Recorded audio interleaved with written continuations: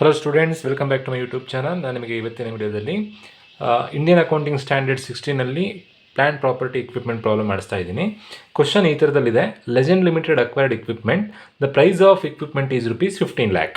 So ಎಲ್ಲ ಪ್ರಾಬ್ಲಮ್ನಲ್ಲಿ ನೀವು plant property equipment Indian accounting standard 16 ಪ್ರಕಾರ ಮಾಡಬೇಕಾದ್ರೆ ಫಸ್ಟು ಪರ್ಚೇಸ್ ಪ್ರೈಸ್ ಬರ್ಕೊಳ್ಬೇಕು. ಪರ್ಚೇಸ್ ಪ್ರೈಸ್ 15 lakh ಇದೆ.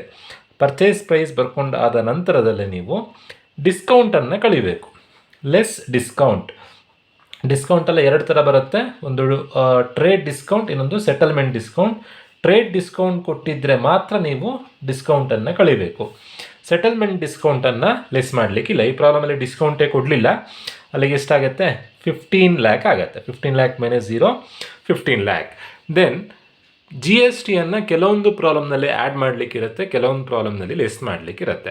ಅದು ಆ್ಯಡ್ ಮಾಡಬೇಕಾ ಲೆಸ್ ಮಾಡಬೇಕಾ ಗೊತ್ತಾಗೋದು ಹೇಗೆ ಅಂತಂದರೆ, ಎಕ್ಸ್ಕ್ಲೂಡಿಂಗ್ GST ಅಂತ ಕೊಟ್ಟರೆ, ಎಕ್ಸ್ಕ್ಲೂಡ್ ಆಗಿದ್ದರೆ ನೀವು ಇನ್ಕ್ಲೂಡ್ ಮಾಡಬೇಕು, ಎಕ್ಸ್ಕ್ಲೂಡ್ ಆಗಿದ್ದರೆ ನೀವು ಆ್ಯಡ್ ಮಾಡಬೇಕು, ಇನ್ಕ್ಲೂಡ್ ಆಗಿದ್ದರೆ ಲೆಸ್ ಮಾಡಬೇಕು. ನಾನು ಸ್ಟಾರ್ಟಿಂಗಲ್ಲೇ ನಿಮಗೆ ಫಸ್ಟ್ ಪ್ರಾಬ್ಲಮ್ ಮಾಡಿಸ್ತಾ ಹೇಳಿದ್ದೆ ನೋಡಿ. If GST is included, GST include ಆದರೆ ಲೆಸ್ ಮಾಡಬೇಕು. If GST is excluded, GST exclude ಆಗಿದ್ರೆ ಆ್ಯಡ್ ಮಾಡಬೇಕು. ಬಟ್ ಒಂದು ಕಂಡೀಷನ್ ಇದೆ. ಈಗ ಆ್ಯಡ್ ಮಾಡಬೇಕಾದ್ರೆ ಎಕ್ಸ್ಕ್ಲೂಡಿಂಗ್ GST ಯಾವಾಗ ಆ್ಯಡ್ ಮಾಡಬೇಕು ಅಂತಂದರೆ, only when company is not utilising ITC. Company ಏನಾದರೂ ITC ಯುಟಿಲೈಸ್ ಮಾಡದೇ ಇದ್ದಲ್ಲಿ ಮಾತ್ರ GSTಯನ್ನು ಆ್ಯಡ್ ಮಾಡಬೇಕು. ಕ್ವಶನಲ್ಲೇ ಕೊಟ್ಟಿದ್ದಾರೆ, ITC is not utilise by the company, ಅಂದರೆ ಯಾವುದೇ ಥರ ಕಟ್ಟಿರೋವಂಥ GST ರೀಫಂಡ್ ಆಗಲ್ಲಂತೆ.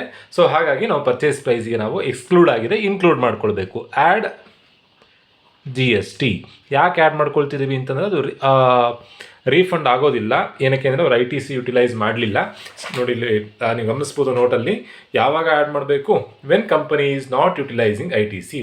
ಬಟ್ ಲೆಸ್ ಮಾಡಬೇಕಾದ್ರೆ only when company is utilising ITC. Include ಆದರೆ ಲೆಸ್ ಮಾಡಬೇಕು, ಎಕ್ಸ್ಕ್ಲೂಡ್ ಆದರೆ ಆ್ಯಡ್ ಮಾಡಬೇಕು. ಈಗ ಆ್ಯಡ್ ಮಾಡಬೇಕು, ಆ್ಯಡ್ GST. ಪರ್ಸಂಟೇಜಲ್ಲಿ ಬೇಕಾದರೂ ಕೊಡ್ಬೋದು, ಅಮೌಂಟ್ ಬೇಕಾದರೂ ಕೊಡ್ಬೋದು. ಈಗ ಅಮೌಂಟ್ ಕೊಟ್ಟಿದ್ದಾರೆ, ₹2,70,000 GST ಕಟ್ತಾ ಇದ್ದಾರೆ. ಒಂದು ಮೆಷಿನನ್ನು ತಗೊಂಡಿದ್ದಾರೆ, ಅದಕ್ಕೆ ₹2,70,000 GST ಕಟ್ತಾ ಇದ್ದಾರೆ. ಟೋಟಲ್ ಆಗಿ ಖರ್ಚಾಗಿರುವಂಥದ್ದು ₹17,70,000. ಈಗ ಆ ಮೆಷಿನಿಗೆ ಕೊಟ್ಟಿರುವಂಥ ಎಲ್ಲ ಎಕ್ಸ್ಪೆನ್ಸಸನ್ನು ಆ್ಯಡ್ ಮಾಡ್ತಾ ಹೋಗಬೇಕು. ಎಕ್ಸ್ಪೆನ್ಸಸ್ ಆ್ಯಡ್ ಮಾಡಬೇಕಾದ್ರೆ ಇನ್ಸ್ಟಾಲ್ ಮಾಡೋ ತನಕ ಏನೇನು ಖರ್ಚು ಬರುತ್ತೋ ಆ ಖರ್ಚನ್ನು ಮಾತ್ರ ಕನ್ಸಿಡರ್ ಮಾಡಬೇಕು. ಇನ್ಸ್ಟಾಲ್ ಮಾಡಿ ಆದಮೇಲೆ ಬರೋವಂಥ ಖರ್ಚನ್ನು ಕನ್ಸಿಡರ್ ಮಾಡೋದು ಬೇಡ. ನೋಡಿ, ಏನೇನು ಎಕ್ಸ್ಪೆನ್ಸಸ್ ಕೊಟ್ಟಿದ್ದಾರೆ. ಸೈಟ್ ಪ್ರಿಪ್ರೇಷನ್ ಕಾಸ್ಟ್ ಕೊಟ್ಟಿದ್ದಾರೆ, ಆ್ಯಡ್ ಮಾಡಬೇಕು. ಆ ಮೆಷಿನನ್ನು ಇನ್ಸ್ಟಾಲ್ ಮಾಡಲಿಕ್ಕೆ ಒಂದು ಸೈಟ್ ಬೇಕು, ಆ ಸೈಟನ್ನು ಪ್ರಿಪೇರ್ ಮಾಡಲಿಕ್ಕೆ 18,000 ಖರ್ಚಾಗ್ತಾ ಇದೆ. ಶಿಪ್ಪಿಂಗ್ ಚಾರ್ಜಸ್, ಬೇರೆ ದೇಶದಿಂದ ತರಿಸ್ತಾ ಇದ್ದಾರೆ, shipping charges 12,000, custom duty 24,000, install ಮಾಡಲಿಕ್ಕೆ 16,500. ಇನ್ಸ್ಟಾಲ್ ಮಾಡೋದು ಪ್ರೊಫೆಷನಲ್ಸ್ ಬೇಕು, ಅವರಿಗೆ ಫೀಸ್ ಕೊಡ್ತಾ ಇದ್ದಾರೆ. ಇನಿಷಿಯಲ್ ಟೆಸ್ಟಿಂಗ್ ಚಾರ್ಜಸ್, ಮೆಷಿನ್ ಕರೆಕ್ಟಾಗಿ ವರ್ಕ್ ಆಗ್ತಾ ಇದೆ ಅಂತ ಟೆಸ್ಟ್ ಮಾಡೋದಕ್ಕೆ ₹1,500.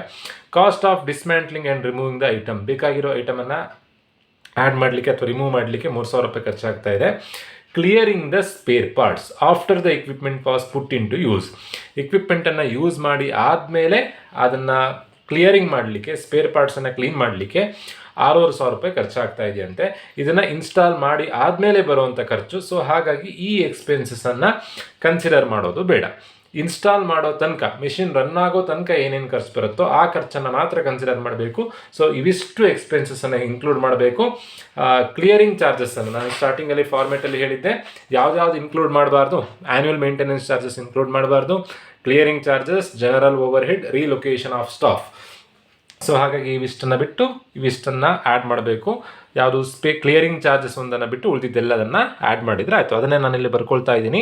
ಆ್ಯಡ್ 1 by 1 ಅಷ್ಟನ್ನು ಬರ್ಕೊಂಡ್ರೆ ಆಯಿತು. ನಾನಿಲ್ಲಿ ಎಲ್ಲ ಎಕ್ಸ್ಪೆನ್ಸಸ್ ಬರ್ಕೊಂಡಿದ್ದೀನಿ. ಎಲ್ಲದನ್ನು ಆ್ಯಡ್ ಮಾಡಬೇಕು. ಎಕ್ಸ್ಪೆನ್ಸಸ್ ಎಲ್ಲದನ್ನು ಆ್ಯಡ್ ಮಾಡಿದಾಗ 18,49,000 ಬರುತ್ತೆ. ಇದೇ ಫೈನಲ್ ಆನ್ಸರ್. ಈ ಫೈನಲ್ ಆನ್ಸರಿಗೆ ಇನಿಷಿಯಲ್ ಕಾಸ್ಟ್ ಆಫ್ ಇಕ್ವಿಪ್ಮೆಂಟ್ ಅಂತ ಬರೀಬೇಕು. Initial cost of equipment as per Indian accounting standard 16 ಅಷ್ಟು ಬರೆದ್ರೆ ನಿಮ್ಮ ಪ್ರಾಬ್ಲಮ್ ಮುಗೀತು. Indian accounting standard 16. ಯಾವ ಎಕ್ಸ್ಪೆನ್ಸಸ್ ನಾವಿಲ್ಲಿ ಕನ್ಸಿಡರ್ ಮಾಡಲಿಲ್ಲ ಅಂತಂದರೆ, ಕ್ಲಿಯರಿಂಗ್ ಚಾರ್ಜಸನ್ನು ಕನ್ಸಿಡರ್ ಮಾಡಲಿಲ್ಲ, ಬೇರೆ ಎಲ್ಲ ಎಕ್ಸ್ಪೆನ್ಸಸನ್ನು ಕನ್ಸಿಡರ್ ಮಾಡಿದ್ವಿ. ನೀವು GST ಒಂದನ್ನು ಕರೆಕ್ಟಾಗಿ ನೆನ್ಪಿಟ್ಕೊಳ್ಬೇಕು. ಎಕ್ಸ್ಕ್ಲೂಡ್ ಆಗಿದ್ದರೆ ನೀವು ಆ್ಯಡ್ ಮಾಡಬೇಕು, ಇನ್ಕ್ಲೂಡ್ ಆಗಿದ್ದರೆ ಲೆಸ್ ಮಾಡಬೇಕು. ಬಟ್ ಎರಡಕ್ಕೂ ಒಂದೊಂದು ಕಂಡೀಷನ್ ಇದೆ. ಆ ಕಂಡೀಷನ್ ಒಂದನ್ನು ನೆನ್ಪಿಟ್ಕೊಂಡ್ರೆ ಆಯಿತು. ಎಕ್ಸ್ಕ್ಲೂಡ್ ಆದಾಗ ನಾನ್ ರೀಫಂಡೇಬಲ್ ಇದ್ದರೆ ಮಾತ್ರ ಆ್ಯಡ್ ಮಾಡಬೇಕು. ಇನ್ಕ್ಲೂಡ್ ಆದಾಗ ನಾವು ಲೆಸ್ ಮಾಡಬೇಕು. ರೀಫಂಡೇಬಲ್ ಆದರೆ ಮಾತ್ರ ಲೆಸ್ ಮಾಡಬೇಕು. ಹೋಪ್ ಎಲ್ರಿಗೂ ವಿಡಿಯೋ ಅರ್ಥ ಆಗಿದೆ ಅಂತ ಅಂದ್ಕೊಳ್ತಾ ವಿಡಿಯೋ ಮುಗಿಸ್ತಾ ಇದ್ದೀನಿ. Thank you.